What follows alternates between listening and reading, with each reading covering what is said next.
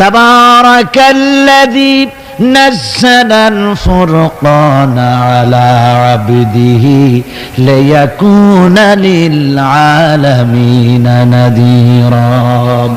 অতীব বরকতশালী সে আল্লাহ রাব্বুল আলামিন, যিনি তার বান্দার উপরে ফুরকান অবতীর্ণ করেছেন যাতে করে তিনি তার কওমের কাছে দাওয়াত পৌঁছান। এ কথা বলা হয় নাই লিয়াকুনা লিল আলামিনা নাযীরা, বিশ্ববাসীর কাছে যেন তিনি দাওয়াত পৌঁছাতে পারেন, আল্লাহর সম্পর্কে, জাহান্নাম সম্পর্কে ভীতি প্রদর্শন করাতে পারেন, জান্নাতের সুসংবাদ দিতে পারেন, হেদায়েতের দাওয়াত পৌঁছে দিতে পারেন।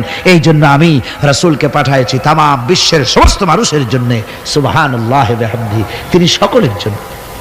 তার সম্মান আর মর্যাদা আল্লাহ রাব্বুল আলামিন এমন ভাবে পেশ করলেন, তার মর্যাদা এত বেশি, নবীর মর্যাদা এত বেশি, মুহাম্মদ সাল্লাল্লাহু আলাইহি ওয়াসাল্লাম যদি উম্মতের কোন ব্যাপারে যদি বলেন হ্যাঁ, অমনি উম্মতের জন্য তা হালাল হয়ে যায়। সুবহানাল্লাহ পড়ে।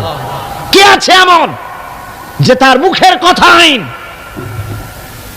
কোন পরামর্শের ধার ধারে না, মুখের কথাটা কি আইন। রাসূল যদি বলেন হ্যাঁ, উম্মতের জন্য কি হয়?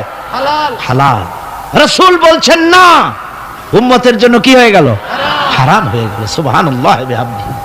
এটা হচ্ছে আল্লাহ তার রাসূলকে লেজিসলেটিভ পাওয়ার, আইন তৈরি করার অধিকার আল্লাহ তার হাবিবকে দিয়েছেন।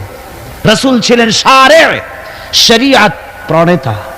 হালাল হারামের সীমারেখা কোরআনে যা আছে এটুকুনি শেষ নয়, হালাল হারামের সীমারেখা রাসূল পাককে প্রদান করার জন্য, নির্ধারণ করার জন্য আল্লাহ পাক তাকে পারমিশন দিয়েছেন, পাওয়ার দিয়েছেন।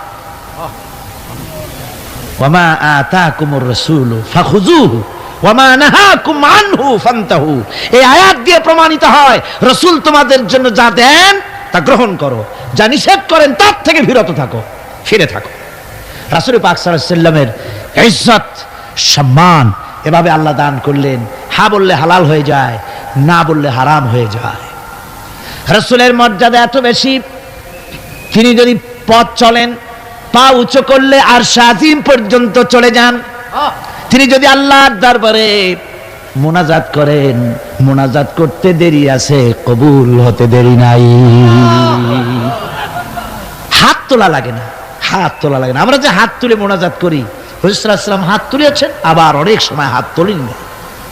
কোন সময় হাত, হাদিস শরীফে এসেছে এভাবে হাত উঁচু করেছেন আকাশের দিকে, হাদিস শরীফে এসেছে বগলের সাদা চামড়া দেখা গিয়েছে, এভাবে আল্লাহর কাছে দুহাত তুলে, দুহাত প্রসারিত করে আল্লাহর কাছে কামনা করেছেন। এমন সত্তা, মনে এরাদা করতে দেরি, কবুল হতে দেরি নেই। হাদিস শরীফে এসেছে হযরত আবু হুরায়রা রাদিয়াল্লাহু তাআলা আনহু একবার রাসূল করিম সাল্লাল্লাহু আলাইহি ওয়াসাল্লামের দরবারে কাঁদতেছিলেন। হুজুর জিজ্ঞেস করলেন, আবু হুরায়রা তুমি কাঁদো কেন? হুজুর হযরত আবু হুরায়রা বলেন, হুজুর আমার মা আমাকে মেরেছে, আমি সেই জন্য কাঁদতেছি। হুজুর বলেন, মা তোমাকে মারলো কেন? কোনো বেয়াদবি করেছো নাকি? তিনি বললেন, না কোনো বেয়াদবি করি নাই, তবে মারলো কেন? হযরত আবু হুরায়রা বলেন, হুজুর আমার মা হচ্ছেন মুশরিকা, আমার মা কাফের। আমি অনেক রাত হয়েছিল বাড়ি ফিরতে, আমার মা জিজ্ঞেস করলো এত রাত কোথায় ছিলি? আমি বললাম, মা তাম পৃথিবী যে কদম মোবারক চুমতে পারলে নিজেকে ধন্য মনে করে, আমি সেই রাসূলের দরবারে ছিলাম, আসতে দেরি হয়ে গেছে। ইয়া রাসূলুল্লাহ, আপনার নাম শোনা মাত্র আমার মায়ের গায়ে আগুন জ্বলে গেল, সহ্য করতে না পেরে আমাকে মায়ের আরম্ভ করে দিল। বলল, আবু হুরায়রা হয় আমার বাড়ি ছাড়বি, না হয় মুহাম্মদ সাল্লাল্লাহু আলাইহি ওয়াসাল্লামের ঘর ছাড়বি, কোনটা করবি কর।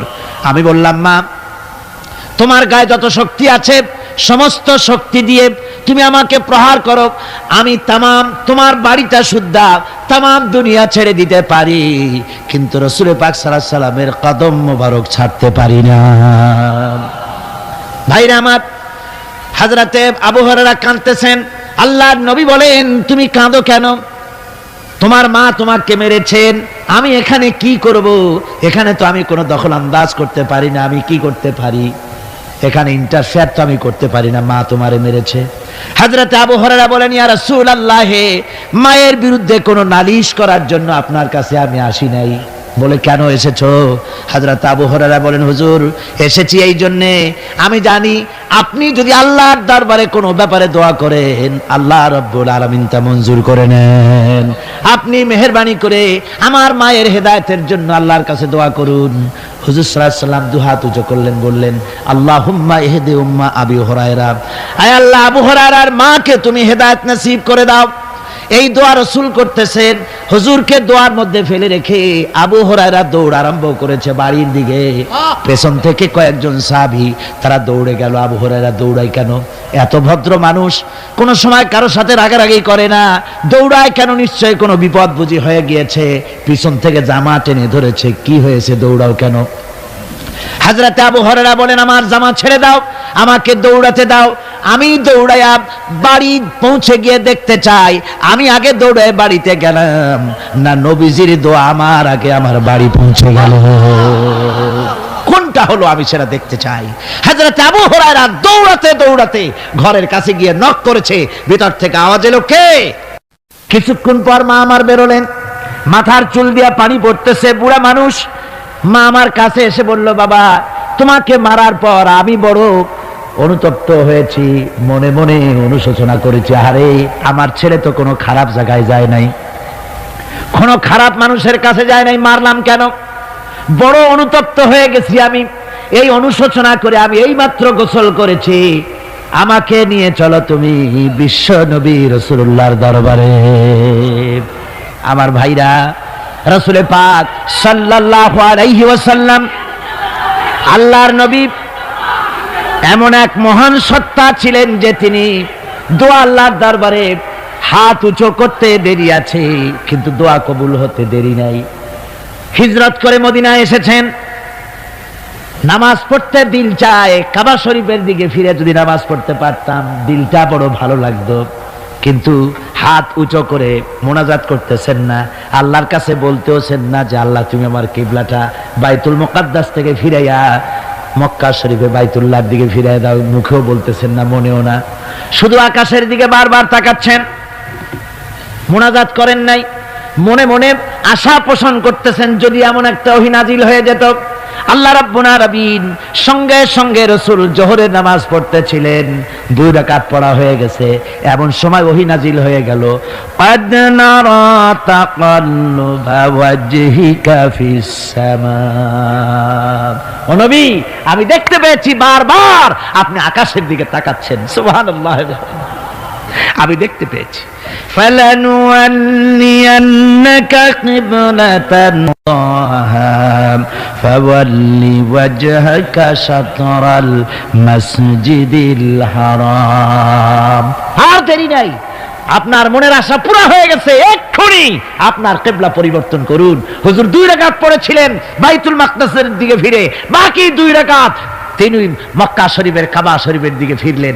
আজও পর্যন্ত সেই মসজিদ আছে, সাক্ষ্য দিচ্ছে নবীর কথা কিভাবে মঞ্জুর হয়। মসজিদে কিবলাতাইন মদিনা মুনাওয়ারায় সেই মসজিদ আজও আছে।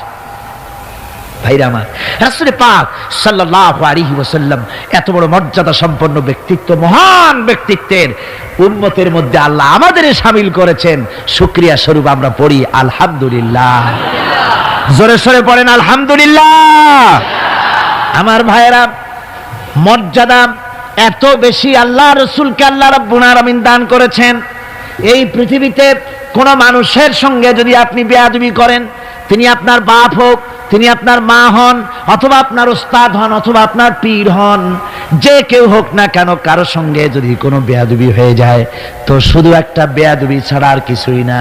কিন্তু নবীজির সঙ্গে যদি কেউ বেয়াদবি করে সেটা শুধু বেয়াদবি থাকে না, কুফরি হয়ে যায়। কি হয়ে যায়? কুফরি হয়ে যায়। রাসূলুল্লাহকে কেউ তাওহীন করলে, অসম্মান করলে, সমালোচনা করলে কাফের হয়ে যায়। যারা বলেন কি হয়ে যায়? কত বড় মর্যাদা!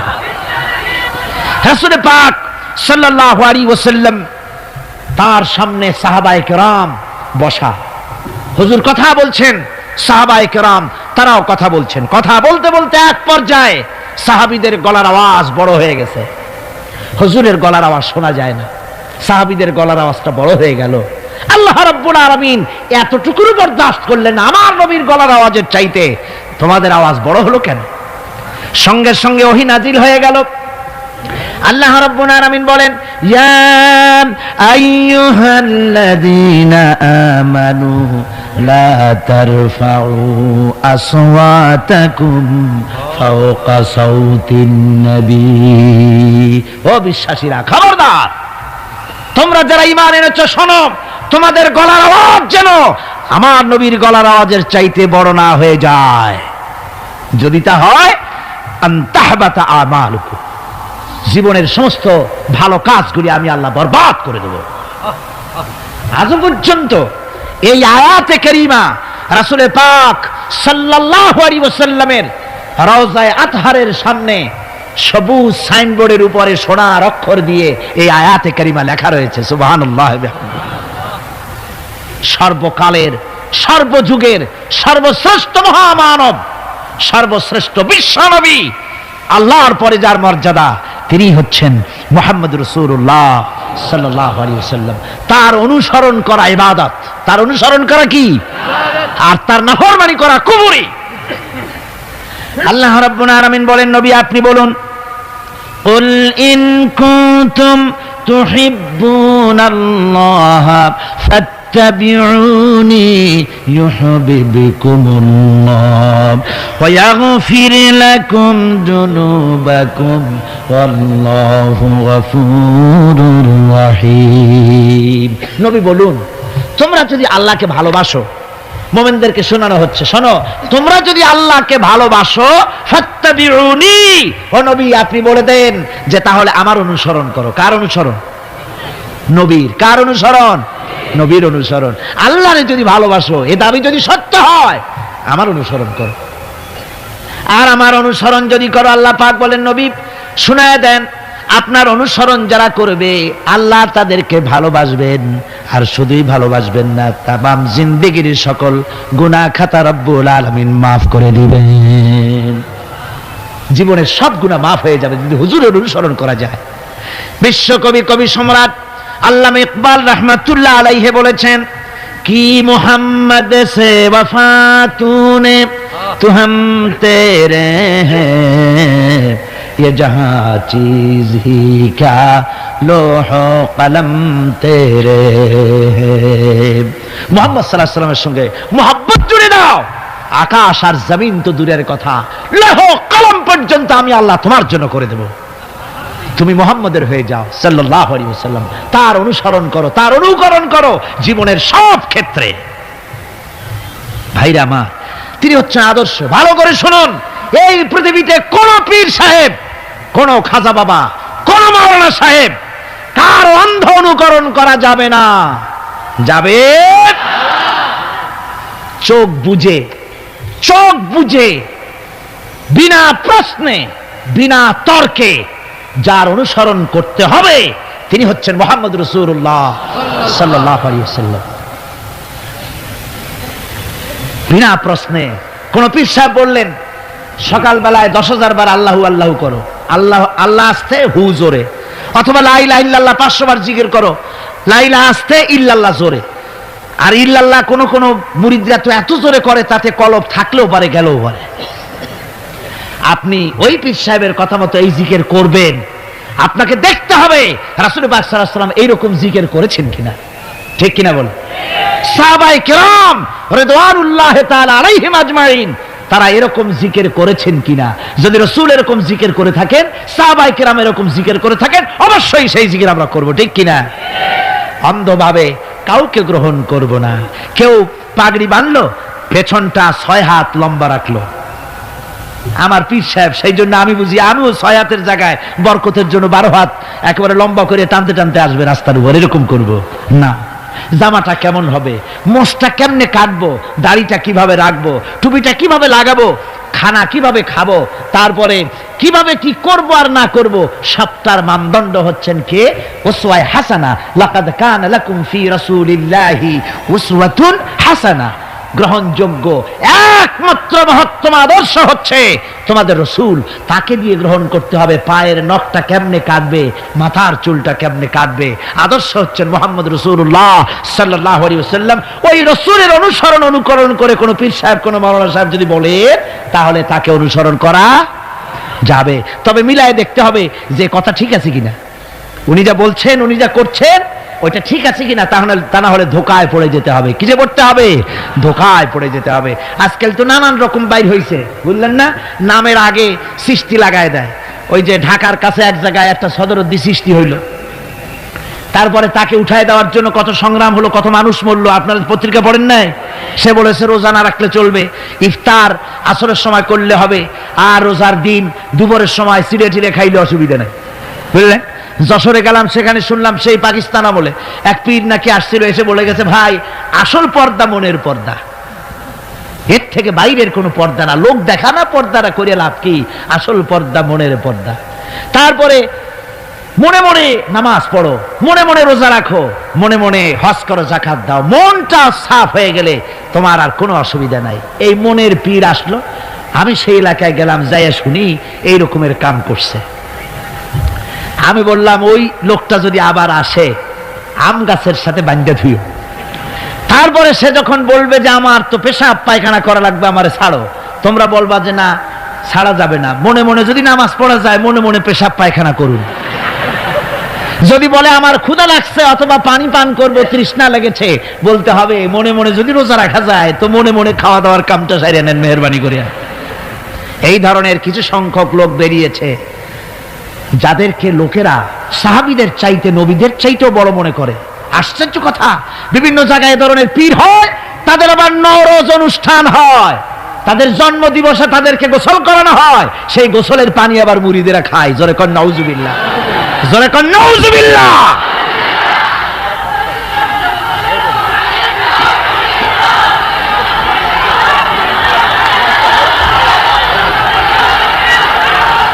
আমার ভাইয়েরা, পীর সাহেবের গোসল করা পানির ভিতরে মুসলমানদের জন্য কোনো বরকত নাই। আছে কোনো বরকত? প্রশ্নে ওঠে না। তার শরীরের কত জায়গা ধুইয়া পানি পড়তেছে, আর সেইটা মুরিদরা খায়। লজ্জা নাই, শরম নাই, ঘৃণা পর্যন্ত নাই। খুলনার এক এলাকা আছে এক পীর সাহেব, তার মুরিদরা তার পায়ের বুড়ো আঙ্গুল চষে, চুষতে চুষতে প্রায় ঘা বানায় ফেলেছে। তা আমি মুরিদদের জিজ্ঞেস করলাম যে তোমরা এরকম পা আঙ্গুল চষো কেন? কয় যে হুজুরের মারেফত পায়ের আঙ্গুল দিয়ে পেটের মধ্যে ঢুকবে সেই জন্য। কি ধরনের খোরাফাত, কি বিদআত! রাসূল পাক সাল্লাল্লাহু আলাইহি ওয়াসাল্লাম যা করেন নাই, সাহাবায়ে কেরাম যা করেন নাই, সেগুলি চালু হয়ে গেছে সমাজে। এর থেকে বাঁচতে হবে, আপনাকে মনে রাখতে হবে, কলিজার মধ্যে ঈমান রাখতে হবে। কোন পীর সাহেব, কোন মাওলানা সাহেব ফু দিয়া আমার ভাগ্য ভালো বানায় দেবে অথবা আমাকে ভাগ্য নষ্ট করে দিবে, আমি আল্লাহর কসম তো বিশ্বাস করি না। আমার ভাগ্য,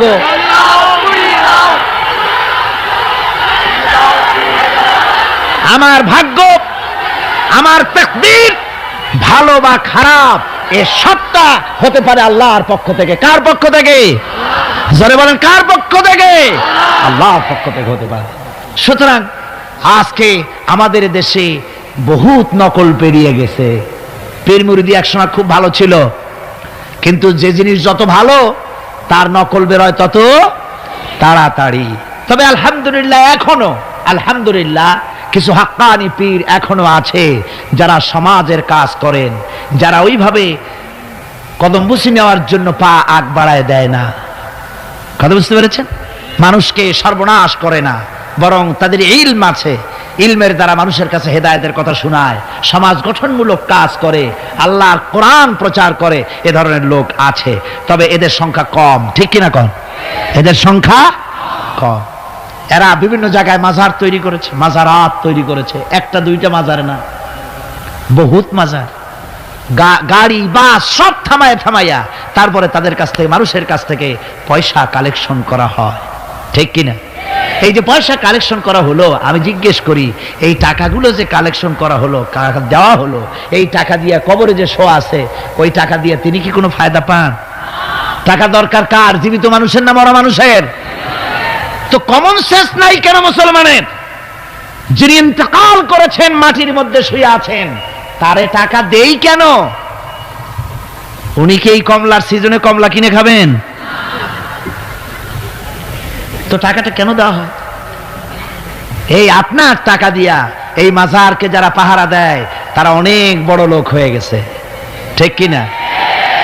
আবার অনেক মাজার আছে যে মাজারে কেডা শোয়া তা মাজারের পাহারাদারও জানে না।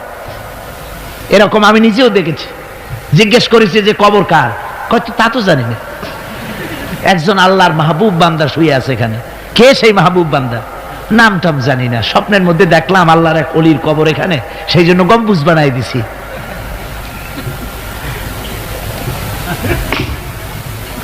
একটা রিসালার মধ্যে দেখেছি, একটা রিসালার মধ্যে লেখা হয়েছে যে একজন পীর সাহেবের এক মুরিদ ছিল।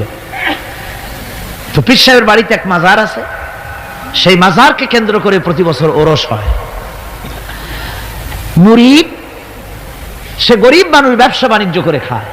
তারপরে তার একটা গাধা ছিল, সেই গাধার উপরে সওয়ার হয়ে বাজার ঘাট করত, মালপত্র আনা নেওয়া করে ওই দিয়ে তার জীবিকা নির্বাহ হতো। একদিন তার গাধাটা মারা গেল।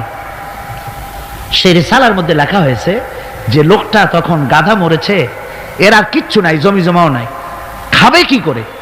খুব দুঃখ পেল মনে। আর এই গাধা যদি মরে কুলে পড়ে থাকে তাহলে দুর্গন্ধ হবে।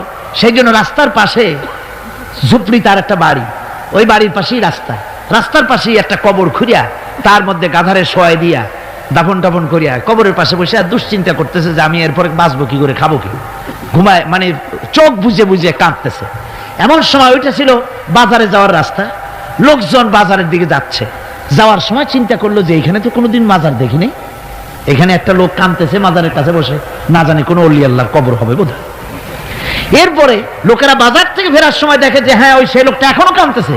তখন যার কাছে যা ছিল, কেউ 2টা পান থুয়ে গেল, কেউ একটা বেগুন, কেউ 2টা চিংড়ি মাছ, কেউ 2টা টাকা, কেউ একটু মরিচ, এইভাবে তরি তরকারি চাউল যার কাছে যা ছিল কিছু কিছু দিয়ে গেছে। কিছুক্ষণ পর সন্ধ্যার দিকে লোকটা মনে করলো আর কতক্ষণ কান্দি, এখন বাড়ি যাই।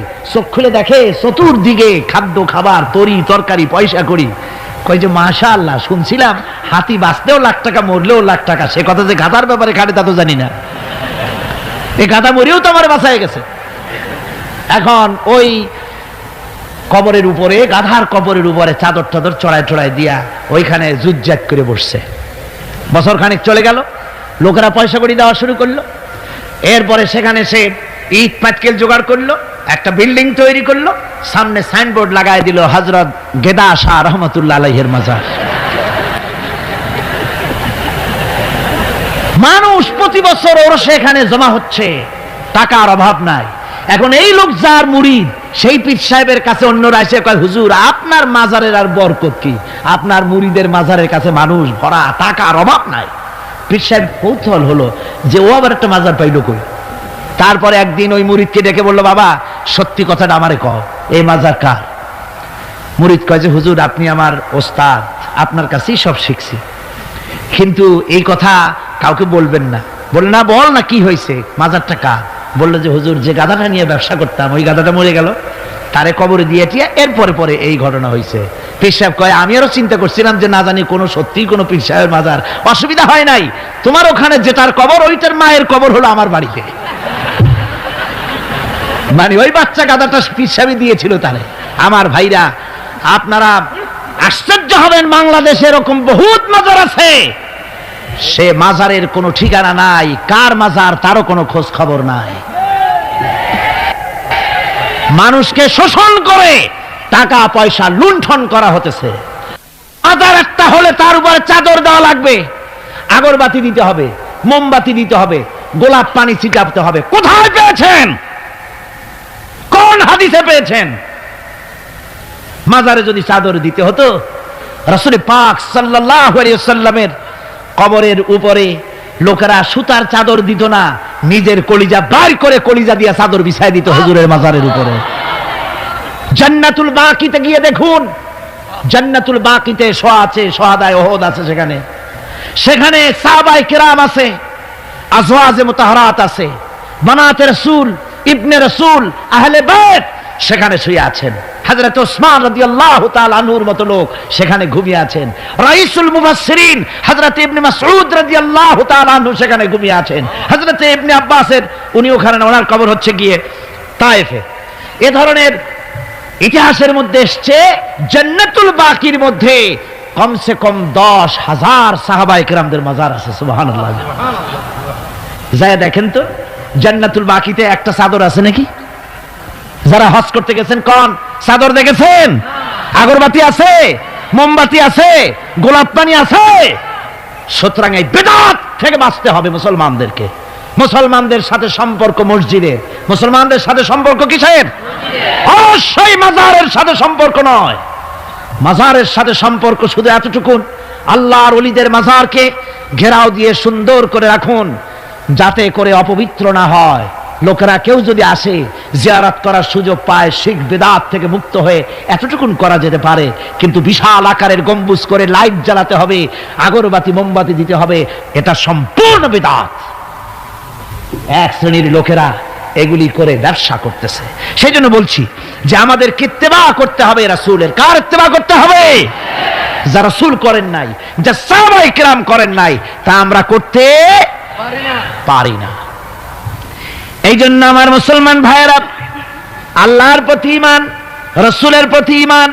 ঈমানের অর্থ হলো আল্লাহর নবীর যে কথাগুলি তিনি বলে গিয়েছেন তার ওসওয়াকে ধরে রাখা, রাসূলের আদর্শ দিয়ে পায়ের নখকাটা থেকে শুরু করে মাথার চুল পর্যন্ত গ্রহণ করতে হবে। নবী মুহাম্মদ রাসূলুল্লাহ সাল্লাল্লাহু আলাইহি ওয়াসাল্লামের তিনি যেভাবে যা করেছেন তার উল্টা পাল্টা একটাও করা যাবে না, সব করতে হবে। কার কথা মতো? রাসূল পাক সাল্লাল্লাহু আলাইহি ওয়াসাল্লামের কথা মতো। রাসূলের প্রতি ঈমান এর অর্থ হলো তিনি হচ্ছেন আইনদাতা। তিনি আইন ও বিধান দিয়েছেন আল্লাহর পক্ষ থেকে। আইন ও বিধান কার পক্ষ থেকে দিয়েছেন? আল্লাহর পক্ষ থেকে। তিনি যে বিচার করেছেন সেই বিচারক হিসাবে তাকে গ্রহণ করতে হবে। তিনি যে বিধান দিয়েছেন সেটাই মানতে হবে। তিনি শাসক ছিলেন, তিনি রাষ্ট্রপতি ছিলেন, তিনি সব ছিলেন, সকলের জন্য তিনি আদর্শ। তিনি যুবকের আদর্শ, তিনি নানার আদর্শ, তিনি স্বামীর আদর্শ, তিনি পিতার আদর্শ, তিনি রাষ্ট্রপতির আদর্শ, তিনি সেনাপতির আদর্শ, তিনি শ্রমিকের আদর্শ, তিনি সকলেরই আদর্শ। ঠিক কিনা কন? সকলের আদর্শ। রাসূলের ফয়সালা প্রত্যেকটি উম্মতকে মানতে হবে। একবার একজন মুসলমান আর একজন ইহুদি রাসূলের কাছে গিয়ে উপস্থিত হলেন। ইহুদি গিয়ে নালিশ করলো হুজুরের কাছে মুসলমানের বিরুদ্ধে। হুজুর সাল্লাল্লাহু আলাইহি ওয়াসাল্লাম সে নালিশ শুনে তিনি ফয়সালা দিলেন ইহুদির পক্ষে। মুসলমান ব্যক্তি অসন্তুষ্ট হয়ে গেল। তিনি চলে গেলেন হযরত ওমরের কাছে, গিয়ে বললেন, ভাই ওমর, একটা জিনিসের বিচারের সানি করার জন্য আপনার কাছে এসেছি। কি সানি? বলে যে মুহাম্মদ সাল্লাল্লাহু আলাইহি ওয়াসাল্লামের কাছে গিয়েছিলাম, তিনি এই বিচারটা করলেন, আমি মুসলমান, নামাজ পড়ি, চাঁদা দিই, জিহাদে যাই, আর আমার পক্ষে রায় না দিয়ে রায় দিলেন তিনি ইহুদির পক্ষে। আপনি মেহেরবানি করে বিচারের সানিটা করে দেন। হযরত ওমর বলছেন, অবশ্যই আমি সানি করব, বসো। হযরত ওমর ঘরে চলে গেলেন। ঘরের ভিতর থেকে একটা তরবারি নিয়ে এলেন। তরবারিকে খাপ মুক্ত করে তিনি বললেন, আল্লাহর বান্দা, যে ব্যক্তি মুহাম্মদ রাসূলুল্লাহ সাল্লাল্লাহু আলাইহি ওয়াসাল্লামের ফয়সালা করে দেওয়ার পর তার ফয়সালার সানি করতে আসে, ওর সানিটা, ওর ফয়সালাটা এরকম করে করে দিতে হয়। তরবারি দিয়ে আঘাত দিলেন, লোকটি দুই টুকরা হয়ে পড়ে গেল। আমার বন্ধুগণ, সারা এলাকায় সারা পড়ে গেল, মুসলমান। হযরত ওমর মুসলমান হত্যা করেছেন। তার ওই নিহত ব্যক্তির আত্মীয় স্বজনরা দিয়ত দাবি করতে এলো। আল্লাহ রাসূলের কাছে আল্লাহ পাক জানিয়ে দিলেন যে এই লোক হযরত ওমর কোন মুসলমান হত্যা করেনি। হযরত ওমর যাকে হত্যা করেছে সে ব্যক্তি মুনাফিক। সে ব্যক্তি কি? মুনাফিক। অর্থাৎ হে রাসূল, আপনি ফয়সালা দেওয়ার পর সেই ফয়সালা যে মানে না, দ্বিধাদ্বন্দ্বে ভোগে, ওই ফয়সালা গ্রহণ করতে রাজি হয় না, সে মুমিন নয়, মুসলমান হিসেবে দাবি করতে পারে না, তার জমিনে বেঁচে থাকার অধিকারও সে হারিয়ে ফেলে। আমার মুসলমান ভাইরা, আল্লাহ রাব্বুল আলামিন আমাদের জন্য এভাবে করে তিনি আমাদের রাসূল পাক সাল্লাল্লাহু আলাইহি ওয়াসাল্লামকে দিয়েছেন, ওসওয়া করে দিয়েছেন। তার ইতাআত করা, তার আনুগত্য করা দুনিয়াবাসীদের জন্য ফরজ করে দেওয়া হয়েছে। আল্লাহ রাব্বুল আলামিন বলেন, ওমা আরসালনা মির রাসূলিন ইল্লা লিয়ুতা বিইذনিল্লাহ। আমি যে রাসূল পাঠিয়েছি তাদের আনুগত্য করতে আমি বাধ্য করে দিয়েছি। তাদের আনুগত্য শুধু এই জন্যই করতে হবে, লোকদেরকে যেহেতু তারা তারা নির্দেশ করেন আল্লাহর হুকুম অনুযায়ী, আল্লাহর নির্দেশ অনুযায়ী নবীদের আনুগত্য সকলেরই করা লাগবে। মাইয়ুতির রাসূল ফাকাদ আতা আল্লাহ, আল্লাহ পাক বলেন যে ব্যক্তি রাসূলের আনুগত্য করে সেজন্য আমি আল্লাহ রাব্বুল আলামিনের আনুগত্য করলো। জোরে বলেন সুবহানাল্লাহ। এরপরে আল্লাহ রাব্বুল আলামিন বলেছেন ইয়া আইয়ুহাল্লাযীনা আমানু আতিউল্লাহা ওয়া আতিউর রাসূল ওয়া লা তুবতিলু আমালাকুম। আল্লাহ পাক বলেন ও বিশ্বাসীরা, তোমরা আনুগত্য করো আল্লাহর এবং আনুগত্য করো রাসূলের। কোন ব্যাপারে কোন তো আনুগত্য যে আল্লাহ করতে বললেন আল্লাহর এবং রাসূলের, কোন ব্যাপারে আনুগত্য? সমস্ত ব্যাপারে, জীবনের সকল অঙ্গনে আনুগত্য করতে হবে কার? আমি দেখতে পাচ্ছি মাঝখান থেকে দুই একজন লোক হাঁটেন, আমি কিন্তু আগেই নিষেধ করেছি এই বেয়াদবি আল্লাহর হস্তে কেউ করবেন না। আপনার হাঁটার কারণে অন্য লোকেদের শোনার মধ্যে ডিস্টার্ব হয়, এই বেয়াদবি কেউ করবেন না। ভাইরা আমার, আল্লাহ এবং রাসূলের আনুগত্য করতে হবে জীবনের সকল ক্ষেত্রে। রাসূল পাক সাল্লাল্লাহু আলাইহি ওয়াসাল্লাম শুধু নামাজের কথা বলেছেন, শুধু রোজার কথা বলেছেন, হজ আর যাকাতের কথা বলেছেন, আর কিছু বলেন নাই নাকি? বলেছেন কিনা? রাসূলুল্লাহ রাজনীতি করেছেন কিনা? রাসূলুল্লাহ প্রেসিডেন্ট ছিলেন কিনা? যুদ্ধ করেছেন কিনা? কিন্তু আজ আমাদের দেশে শুনতে হয় রাসূলের প্রতি ঈমানের অর্থ কি? ঈমানের অর্থ শুধু এতটুকু নয়, রবিউল আউয়াল মাস আসবে আর তুম পে লাখো সালাম, আর সারা বছর খোঁজ নাই। খুব সুন্দর করে দরুদ শরীফ মিলাদ শরীফ পড়বেন, আর রাসূলের আইন অমর্যাদা হবে। রাসূলের আইন সংসদে থাকবে না, পার্লামেন্টে থাকবে না, কোর্ট কাছারি আদালতে থাকবে না। বলা হবে ধর্ম আর রাজনীতি আলাদা। রাসূলের প্রতি এই ঈমানের 4 পয়সা মূল্য নাই। আছে মূল্য? মূল্য নাই। রাসূলের প্রতি ঈমান, ঈমান কি?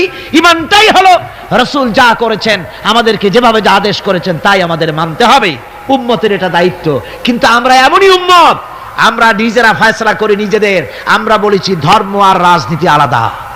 অবশ্য চট্টগ্রামে এই ধরনের কথা কেউ বলে না,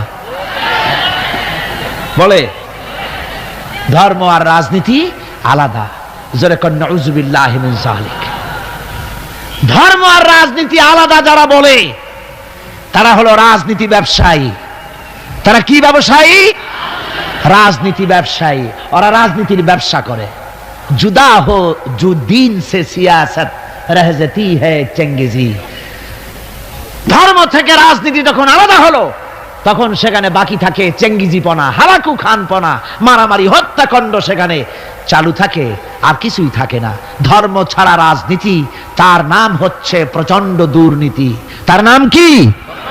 একটি প্রচন্ড দুর্নীতি। এক শ্রেণীর লোকেরা আজ বলছে যে ধর্ম আর রাজনীতি আলাদা। ধর্ম কোথায়?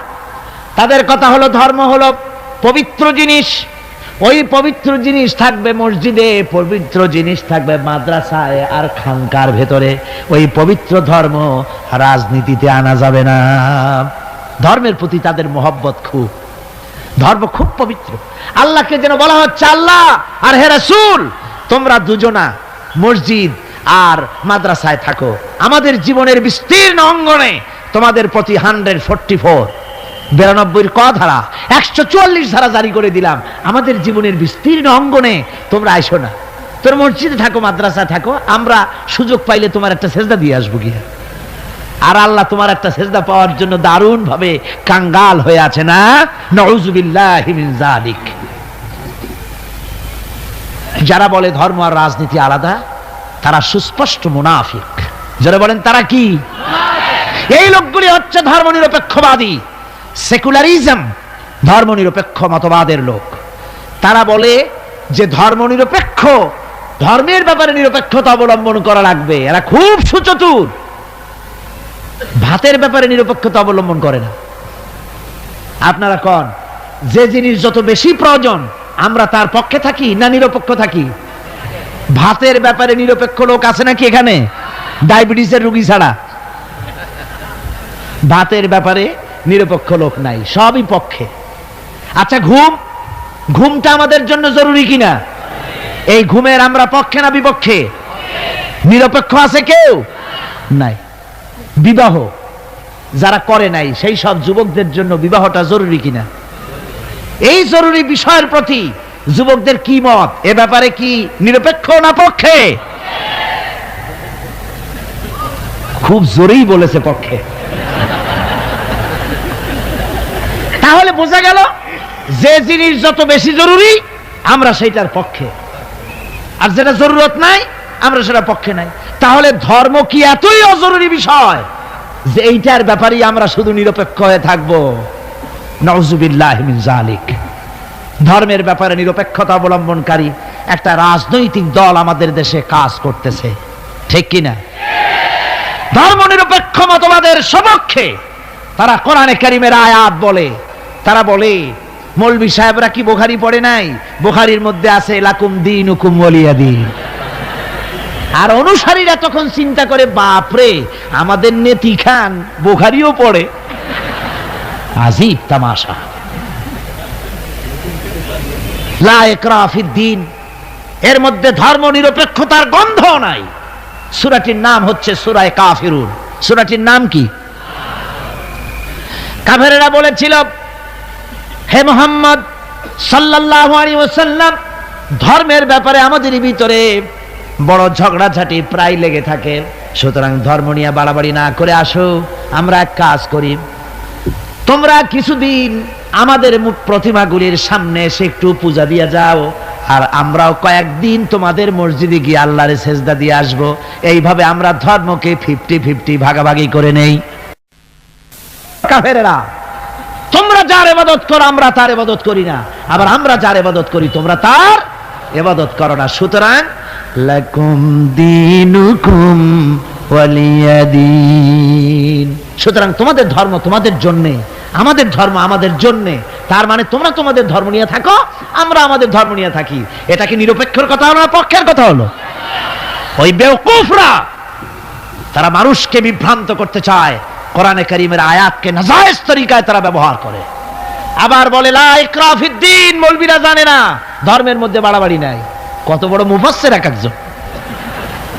ধর্মের মধ্যে বাড়াবাড়ি নাই, লা ইকরাহা ফিদ্দীন, ধর্মে বাড়াবাড়ি। এটা কিসের কথা? এ কথাটা হচ্ছে মুসলমানদেরকে বলা হচ্ছে, অমুসলিমদেরকে বাধ্যতামূলক ভাবে ভয় দেখিয়ে, প্রলোভন দেখিয়ে, ত্রাস সৃষ্টি করে কোন ক্রমে তাদেরকে মুসলমান বানানো যাবে না।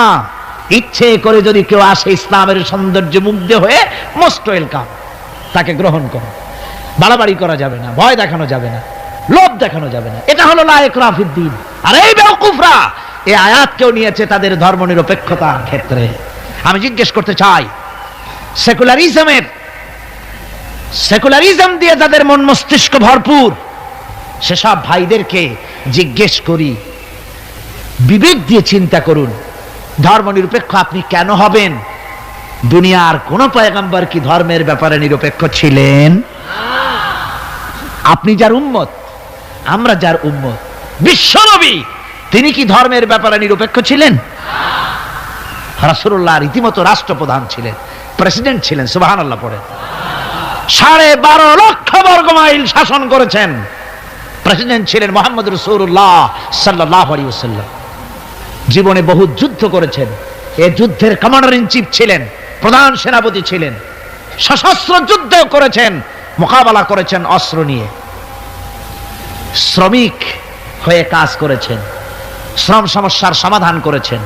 মসজিদে নববী ছিল এই রাজনীতির প্রাণ কেন্দ্র। মসজিদে নববী কি ছিল? রাজনীতির প্রাণ কেন্দ্র। রাসূলুল্লাহ এখানে বসেই রোম শাম পারস্য বিজয়ের পরিকল্পনা করতেন। এখানে বসেই উহুদ বদর হুনাইন ইয়ারমুক যুদ্ধের সৈন্য রিক্রুট করেছেন মসজিদ নববীর ভেতরে বসে। এখানে বসে রাষ্ট্রদূতদের সঙ্গে সাক্ষাৎ প্রদান করেছেন, বিচার ফয়সালা করেছেন মসজিদের মধ্যে। আর আজ বলা হয় মসজিদের মধ্যে রাজনীতি বলতে দেওয়া হবে না। মসজিদের মধ্যে কেউ কি ইলেকশনের কথা, মসজিদের মধ্যে কেউ কি তার দলের কথা বলে? বলে কোরআনের রাজনীতির কথা। কিসের রাজনীতির কথা বলে? কোরআনের রাজনীতির কথা বলে। সুতরাং ধর্ম আর রাজনীতি আলাদা, এই কথা যারা বলে, এই সেকুলারিজমের লোকেরা, তারা শুনে রাখুন, ধর্ম নিরপেক্ষ মতবাদ একটি কুফরি মতবাদ। এটি কি মতবাদ?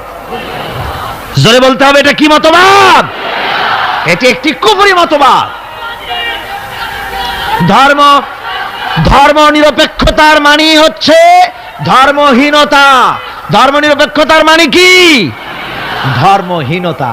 ওরা কোনদিন সব সময় বলবে ধর্মকে ব্যবহার করতেছে রাজনীতিতে, বেচারা তোমরাও ধর্মের কথা বলো না, তা ওরা বলবে না। ওরা ওদের কর্মীদেরকে কখনো নামাজের কথা বলবে না। যদি বলে তা বলে এই জন্য, তোমরা নামাজ পড়ো মসজিদে যাইয়া দেখো কেউ রাজনীতির কথা বলে নাকি। নামাজ পড়ার জন্য নয়, রাজনীতি কেউ করে নাকি তা দেখার জন্য, গোয়েন্দাগিরি করার জন্য। হায় রে কপাল পোড়ার দল। আমার দেশে এই ভণ্ডামি ছিল না। ধর্মনিরপেক্ষ মতবাদ একটা ভণ্ডামি। জোরে বলেন এটা কি? আমার দেশে এটা ছিল না। এই ভণ্ডামিমূলক ধর্মনিরপেক্ষতা রাজনীতি বাংলাদেশে ছিল না। 1971 সনের পরে যারা ক্ষমতা এলো, তারা ভারত থেকে ভারতের কাফেরদের তৈরি করা পৃথিবীর এই নিকৃষ্ট মতবাদ বাংলাদেশে আমদানি করেছে।